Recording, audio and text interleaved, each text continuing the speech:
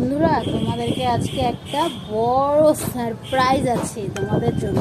চলো তোমাদেরকে দেখাই কি সারপ্রাইজ আছে। আমার মেয়ে কি করছে সেটা তো তোমরা না দেখলে তো পাগল হয়ে যাবে। তো চলো সাথে থাকো আর তোমাদেরকে দেখাবো। চলো যে আমার মেয়ে আজকে কি করছে। আমি তো অবাক, তাহলে ভাবো তোমরা শুনে কতটা অবাক হয়ে যাবে বা দেখে।